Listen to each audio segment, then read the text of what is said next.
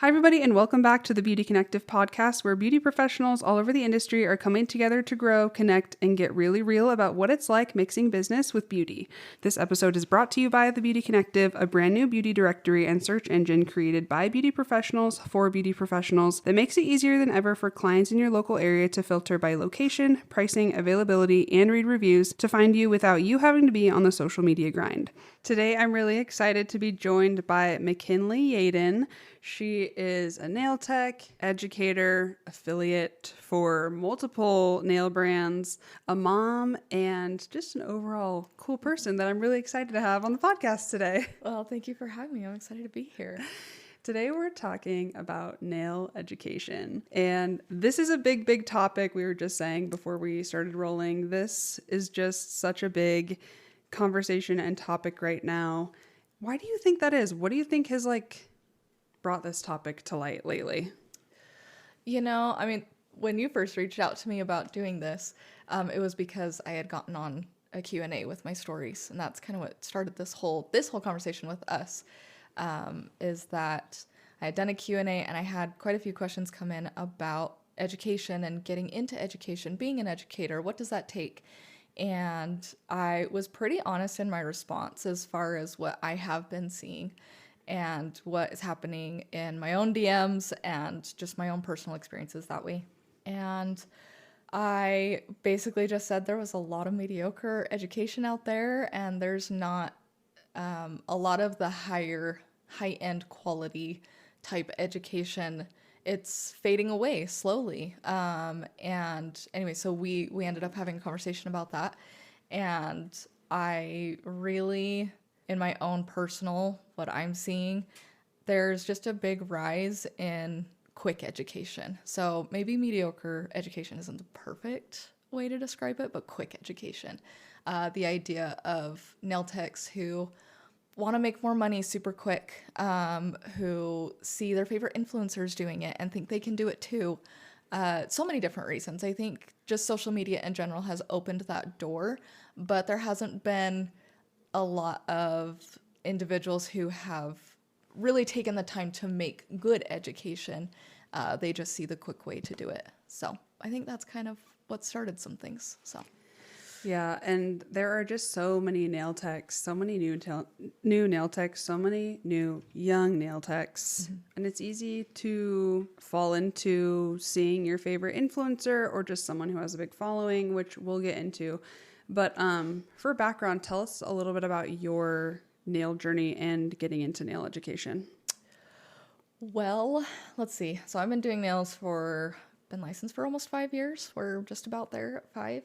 And my first experience with education, aside from taking my own, was I ended up teaching a photography class.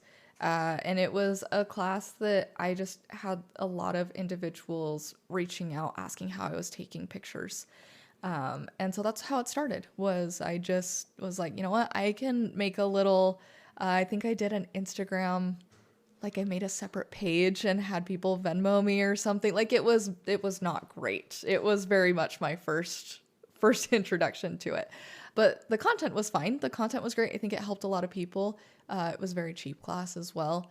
And that was kind of my first experience in entering into that. And I did love it. I feel like I had a lot of people that took the class. There was a lot of great feedback, both mostly positive, but there was some hey, I would actually love to learn this a little bit more.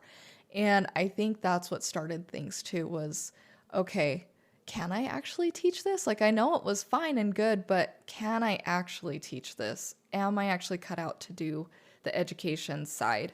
And honestly, to this day, I still have not done some of these bigger end classes because of what I feel about mastery before education. And so, yes, can I teach and talk about different things? Absolutely. But I do think there is you can cut this part out. You can cut this part out. Feel free to be as honest as you want. But I really think that there's a point of determining whether you're actually cut out to teach, because money is emotional. And when someone pays you to teach them something and they have a bad experience with it, there's emotion there because I work hard, I invested into this class, and I didn't get what I wanted out of it. Like, that hurts, that sucks, and that puts a bad taste in people's mouth. So while I had a really good experience with that photo class, I also recognized that I was still so young and I was still very inexperienced, honestly. I taught what I knew, but I would even look back on that class and I would not consider it a class. I would consider it a tips and tricks situation, not an actual education. Now I have a photo class and I do consider it education. There is so much depth that goes into why things work, how things work, lighting, and all the different things that really go into it so that people can actually make better decisions based on their own scenario, what they're in with their setup in their salon, whether that is in a big salon commercial style or if that's at home. And anyway, so I do think that education can evolve over time and you do have to start somewhere, but it does come down to the consumer ultimately on what, if that pushes you to do better or not, or just be okay with the quick stuff. Anyways. Yeah. And you kind of mentioned how mastery is important before you become an educator. I know this is a big question for a lot of people is like, how do I know when I can start to educate? How would you answer that? Like, what are some things that people should be able to do or know before they start to educate as a nail tech? I think that's a really hard one. I don't think that there's like a year that you can put on it. I don't think there's, oh, you've done this many hours. I don't think you can't put a price tag or even a number on experience. But I would also say that based on my DMs and who I'm talking to, and the consistency is the quick education is typically those who are less experienced, like on average, probably 3 years or less doing nails, being licensed. And does that mean everything? No, because I do think there's quite a few nail techs that know a lot and invest in themselves a lot right up front. And so really hard to put a number on that. But I do think that the more that someone has years under their belt, the more likely that they've actually invested in their own education. I think there's so many things that nail techs could be looking for. There's red flags, but there's a lot of good things that you can look for to help you decide who's going to actually be helpful and actually going to teach you. As far as the nail tech and determining on whether they want to be an educator, I think you really have to sit with this idea that you get to be responsible for someone's mistakes. And that's a hard thing to swallow. It doesn't matter how much money you make off of it. If you are teaching something that's inaccurate or not all the way accurate, maybe half-baked a little bit, you have to be okay with being responsible for someone else's mistakes. And that's a lot. That's a lot to think about. And if you're not thinking about that, it's pretty selfish. In my opinion, like, I'm not going to name names here, but like recently a big nail creator dropped a course that a lot of people were really disappointed about and had spent a lot of money on. Mm-hmm. And it was such an interesting experience for me seeing all of these things because this creator, I mean, it was projected that she had made hundreds of thousands of dollars dropping this course. And from an outsider perspective, it could look like she had been really successful and she obviously made a lot of money.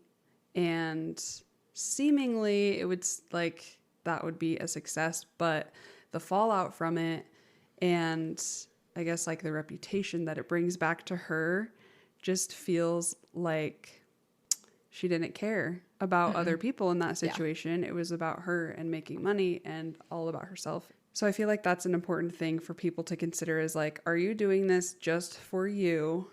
Yep. And if you are, reevaluate probably because you want to be giving people a good value for their dollar spent. And if you're not also, I don't think it's a sustainable thing to be able to sell that over and over if people are consistently, like you said, having a poor emotional experience with the course. Yep, absolutely. I think in that scenario, I know what you're referring to, And in that scenario, it's very hard. I think one of the things that nail techs across the states could pay attention to is, has that individual ever posted anything education ever? If not, that's probably your sign that you shouldn't buy the course. Like, if their whole marketing is just watch me how I work, or take something clients with me, however many that is, that's not education. And while that is great content and that's so fun to watch, that's not going to give me the insight to, okay, this individual knows what they're talking about. Like, I'm going to learn something very technical. I'm going to learn chemistry. I'm going to learn things that are actually going to better me as a nail tech, not just because, well, they have this many followers and they take these many clients in a day, so they must be good. That doesn't mean that they're a teacher. That doesn't mean that you can actually learn from that individual. That doesn't make them bad. It doesn't make them a bad nail tech even. It just means that you just might not learn from them the way that you're hoping to. Being good at doing nails, I always say this, being good at doing nails is a completely separate skill set than being good at teaching nails. And you mentioned earlier about tips and tricks being a different thing than education. How would you define the difference between tips and tricks and real nail education? I do think it is how it sounds. So if I can post a quick video of a reel on it and say, this is how I do it, it's probably just a tip and trick. If it is, this is the chemistry of the nail plate, this is why this product works with this nail plate, that's education. It's deeper than that, obviously, for that type of education, but it really comes down to the verbiage and how it is talked about. I would argue that nail art is one of those things that mostly falls into tips and tricks. There is education out there for nail art. How watercolor works, that's education, absolutely. But how to draw a flower with watercolor, that's a tip, trick, tutorial. It's different. It's very different. Mm-hmm. And just for nail techs, being educated consumers of nail education, looking for people who are explaining the how and the why behind things, not just the what. And like you said, looking for people who are posting content that shows that they're able to explain the how and the why behind something, and not just show what they're doing. I think that's so important to remember. And I think about people who are trying to get into education or want to educate. You talked about how when you first got started, you were like, is this something that I can really do? And I think that's an important question to ask yourself if people are wanting to get into nail education, and also just like sit down with somebody who knows nothing about nails and try to explain it to them and see if they understand what you mean. Yep. Like, just practice explaining things and the why behind things and why you're doing things. Like, sit down with your like husband or boyfriend or dad or someone who knows absolutely zero and see if they can understand how you're explaining it. And I feel like that's a good start. That would be absolutely. like a good litmus test. Absolutely, because that's ultimately what mastery is, kind of going back to that. It is the idea that you understand something and can explain it without having to read something or fact check yourself, essentially. It's being able to teach it. That's mastery. And so you have to be able to explain something. When someone asks a question, well, why does that work? Can you explain why something works, not just how you do it? If not, you might not have that technique or that principle or concept mastered yet. And that's okay. That doesn't mean that you're not there yet or that you could never be an educator. That's not it. It's just maybe now's not the time because you're not there yet. And it doesn't mean you're bad at nails. No. Either. Nope. No, doesn't mean you're bad at nails either. There's a lot of nail techs that are fabulous at nails and they're just not the teacher. And that's okay. So. Yeah. Let's talk for a second about nail techs avoiding the follower count trap. Ooh. That's a hard one. That's such a hard one. It really is. Why do you think that it is?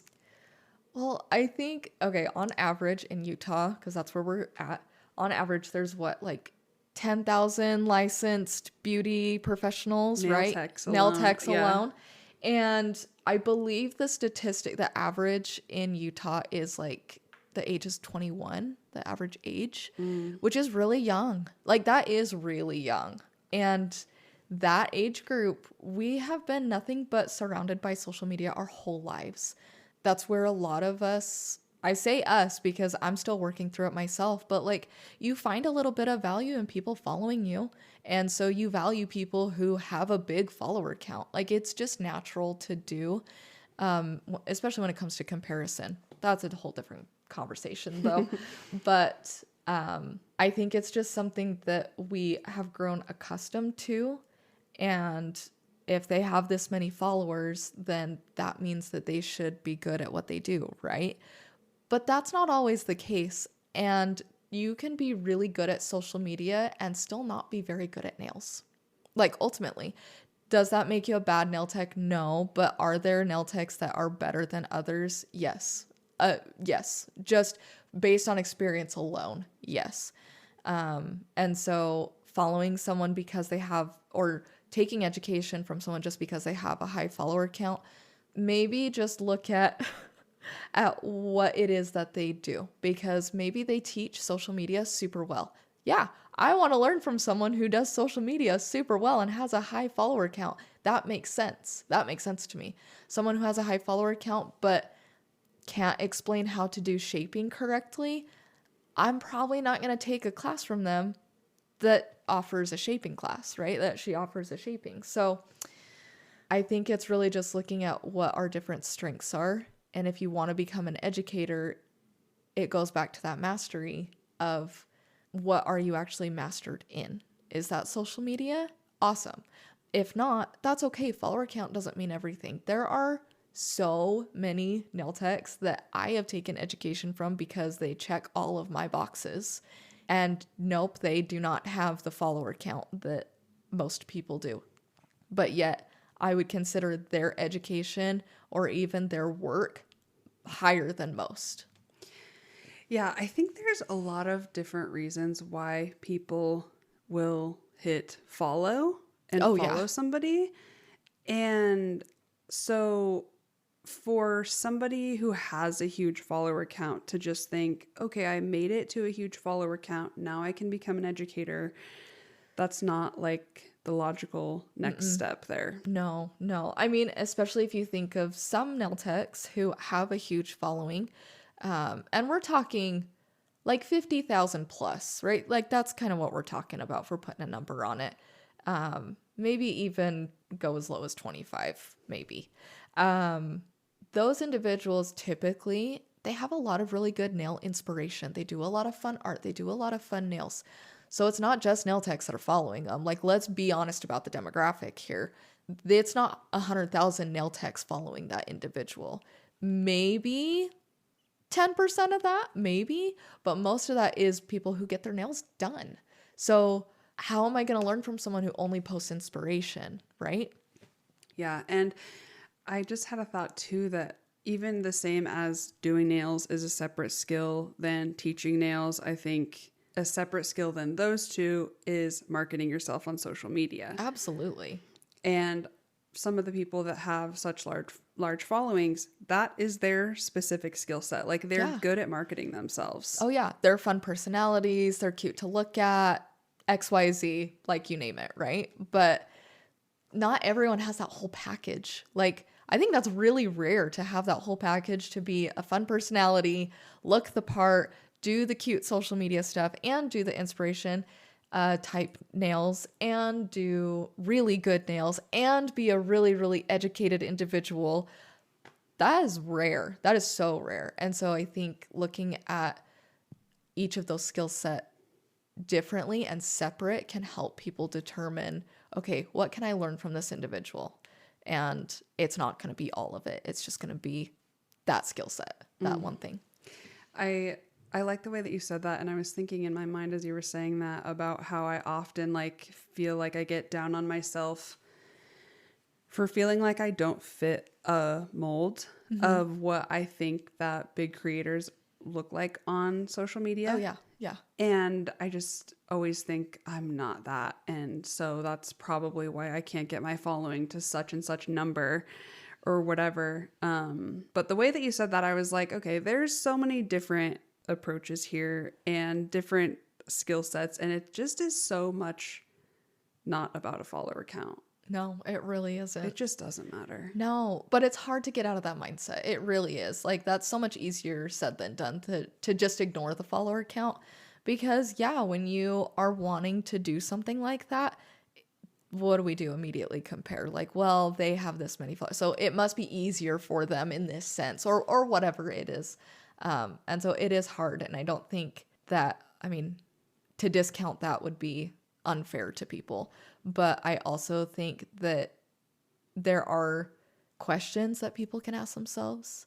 I think there are things that people can look at and go, objectively, this educator, while good, or this influencer, while good, cannot teach me this. And that's okay. That doesn't make them any less or anything like that. But I do think being honest about, okay, this individual has put out like 4 different digital products in the last month. How good is it actually? How much AI was used to create that content really quick? Like, yeah. I don't want to learn from AI, right? Anyways, that's a whole other topic too. But. Totally. Yeah.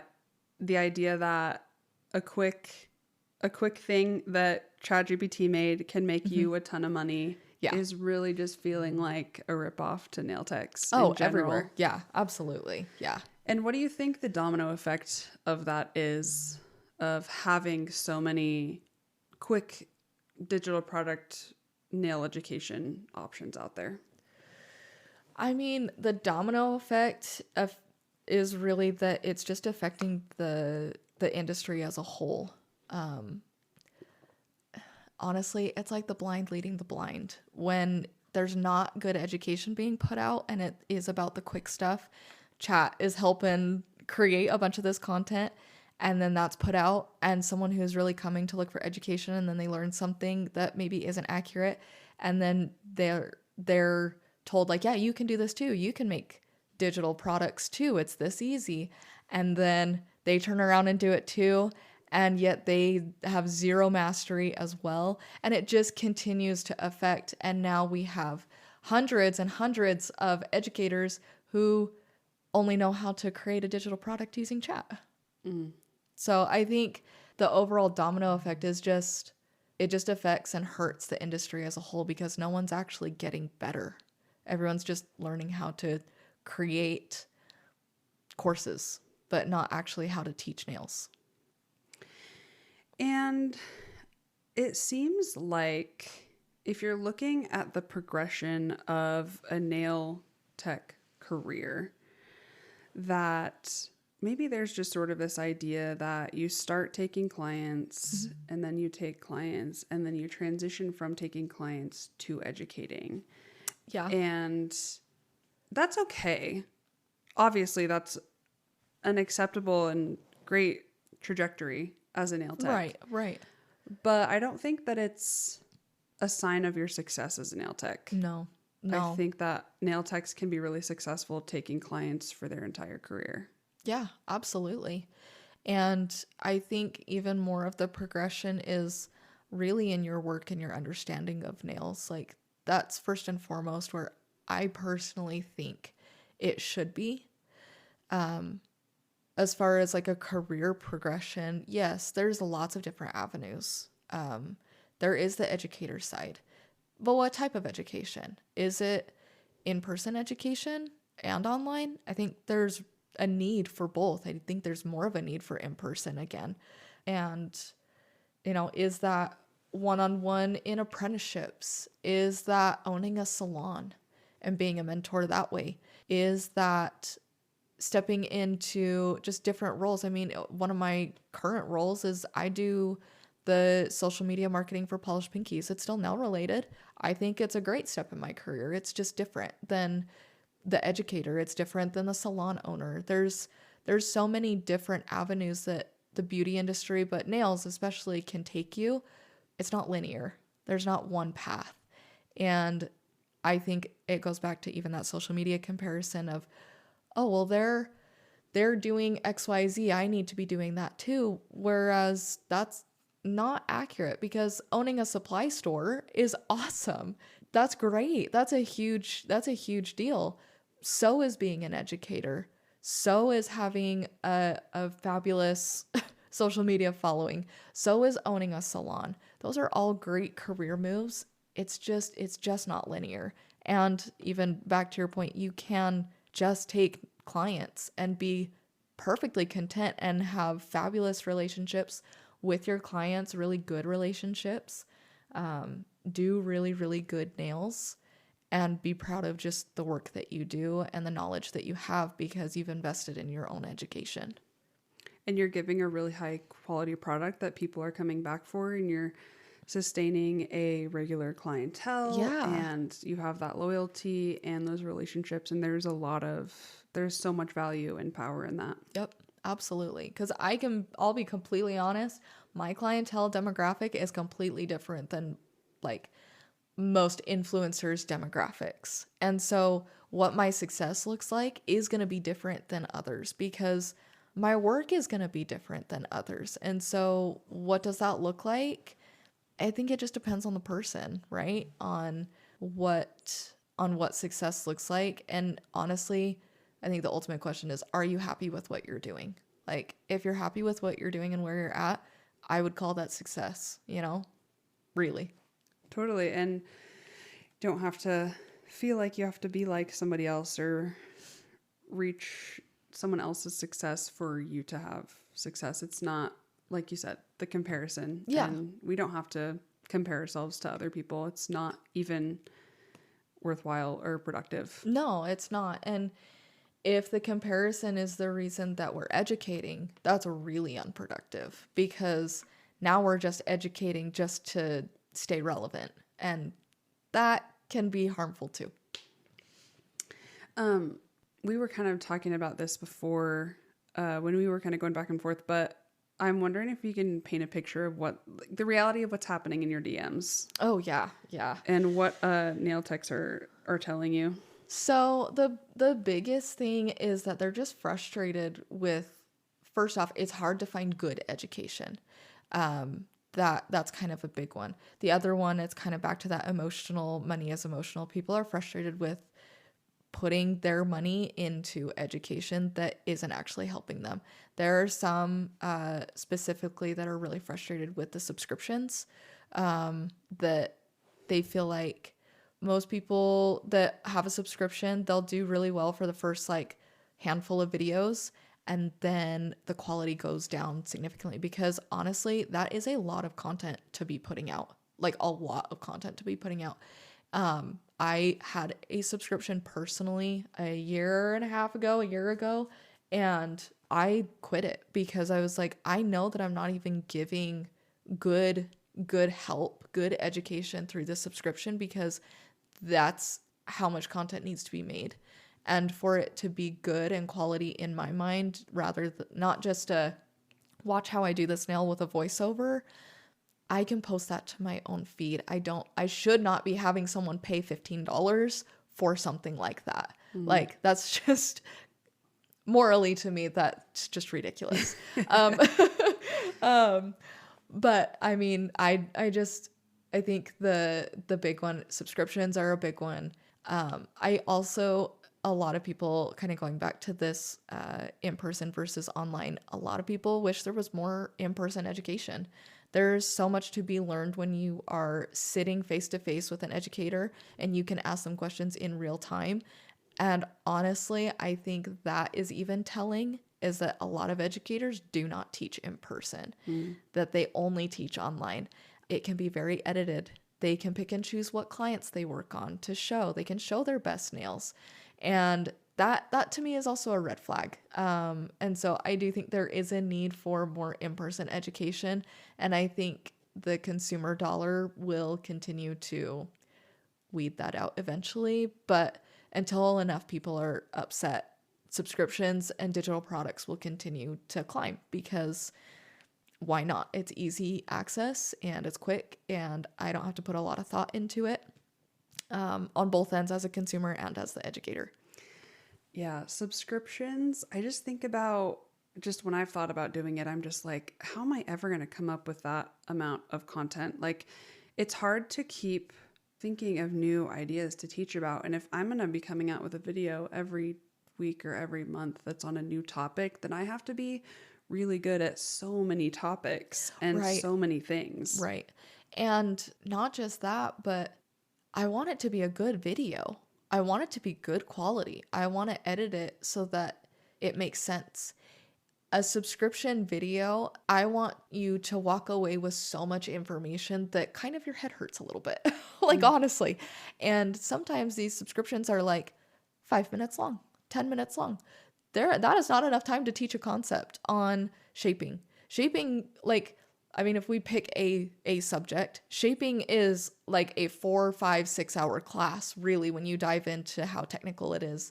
And there's natural nail shaping, there's extension shaping, there's corrections, there's the shape of the nail.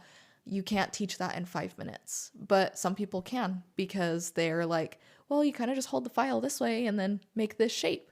That's not education. And when you pay $15 to watch a video like that over and over and over again, that sucks. And that's where the frustration is coming in.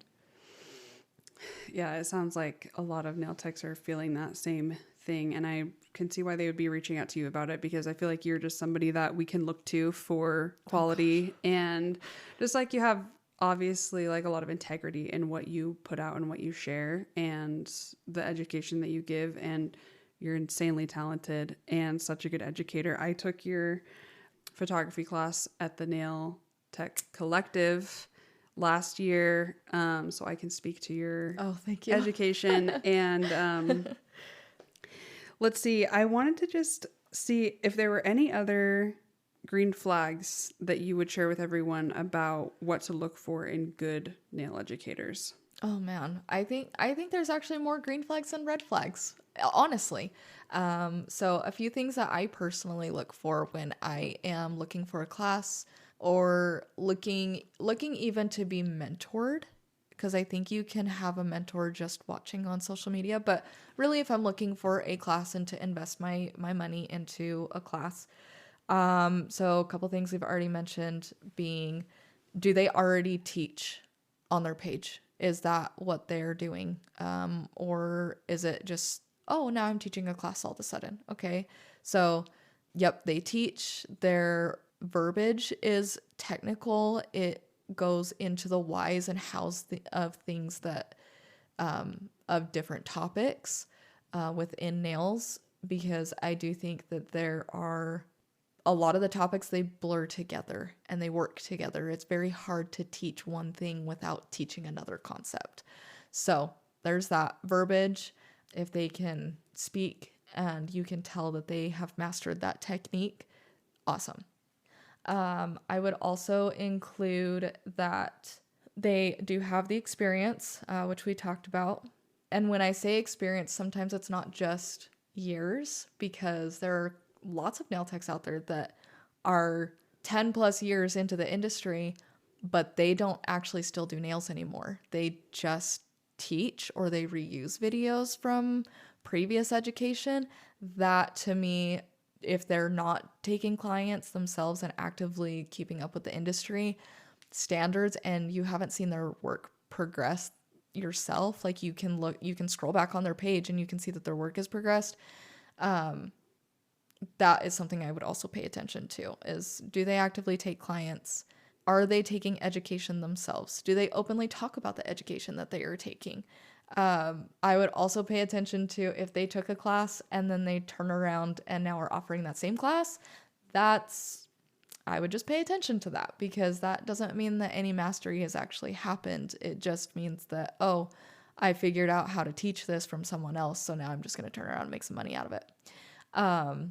The other one that I look at is, sorry, you're going to have to cut all this ums and No, you're fine. hesitation out. You're totally fine. When I'm trying to think of how to explain this, because I do think it's something that's not for everyone, but are they teaching what you want to actually learn? because I would say that there are lots of different things to learn when it comes to different facets of nails. There is learning how to be faster. And I know that's a hot topic right now in the nail world. Yes, there is learning to be faster, but when you're watching how they're doing speed, are they cutting corners? Because I'm not going to give up the quality that I've worked so hard to and I've invested so much money into just to go back on that just for speed. For nail art, like, do they teach me how to use different types of brushes? Do they explain why gel polish versus a art gel is going to work better in different scenarios? What can those products do for me? If they can explain those things, you're probably going to learn something pretty good from them. I would also say price point is pretty interesting to pay attention to for what you're given, and if the individual can answer questions in their DMs to you. So I've had, when I was doing the subscription, I had people ask, like, what can I expect from the subscription? And I was like, honestly, this is what you can expect. Or they would come in and say, I have this question. Is your subscription going to help with that? Or is your class going to help with that? Or different things that way. And there were some times that I was like, this is an easy question. Please don't pay this amount of money for, I'll just answer this question for you. It's okay. Versus like, I just really need help with all this stuff and I've got a slew of things to learn and then yeah, I'm probably going to recommend this class. But please message me the entire time you're taking the class. You should be able to learn everything without my help, but I want to be with you every step of the way. So if you have questions as you're going, then please message me. If an educator is not easy access to you, I would just also pay attention to something like that. Are they willing to help you on the small things, or are they just turning you around and going, well, just take my class. Well, I have a class on that. That's a moral thing for me, though, I guess. I agree 100%. And also, as somebody that is taking a course, don't be afraid to ask questions. The educator. And like, Yeah. I always say in my courses too, like, reach out to me, please. Like, send me DMs, send me pictures of your work, send me videos of your work. Like, I want to give you feedback because I feel like feedback is so valuable. And yeah, just don't be afraid to take advantage of that offer. And really just pick your educator's brain if you need to, if you want to. Yep. And honestly, I mean, 2 educators out there, I guess, that builds trust. So if you really are just, anytime someone comes in your DMs and you're saying, hey, I have a class for that, like, you kind of graze over their question and then you point them to your course, you are just selling them the course. You're not actually building a relationship as a teacher student. And I would pay attention to something like that as an educator. Like, pay attention if you're doing things like that, because you might actually be driving people away from you and losing that credibility. Yeah, that is such a good point too, that it's more than just making a sale. It's more, and you should account for that if you're planning on getting into education or wanting to really educate. Do it because you really care about educating and really care about helping people learn and improve their skill, and following up with people, seeing how it's helped them, see the results that they've had since they took your course. All of those types of things I think are really important. And I think that phrase is really important too, I think everyone wants to help everyone. I think that's just part of human nature. So yeah, we all want to help make people better, and it makes us feel good to know that we helped someone. So something else I would just add to that is, you should be very passionate about what you're teaching, so much so that people need to know this and they need to implement this, not just, I want to help you be better. That's great. And that is great. But if you're passionate about learning yourself, people will see that and want to learn from you. So even if the idea is, I'm really passionate about, we'll use an application, or I'm really passionate about corrections and making corrections to the natural nail. I love that. I love everything about that.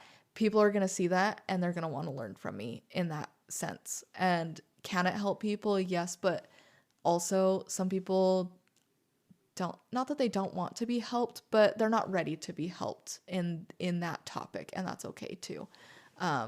But just being very aware of everyone wants to help everyone, and that's a really good trait. But that just because you want to help someone, again, going back to the very beginning, it doesn't mean that you can teach them though. So yeah. If you had any final words for nail tech consumers or nail tech educators, what would you leave everybody with? Oh man. For consumers, ask lots of questions, do lots of research. It will benefit you in the long run to honestly hold back on the quick, easy access education. If we look at just finances, if we talk numbers, you'll probably save up for your big class from a really good educator if you get rid of the 3 or 4 subscriptions that you're currently paying for that you're not getting anything from. So pay attention to that. Get into your books. Look at your finances and really see, like, can I invest even just once a quarter in a really, really good class? Your dollar is what's going to change and make educators be better.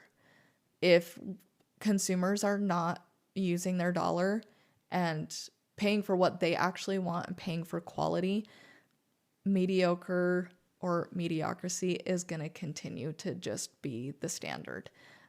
So it's up to the consumer to be better and to require more.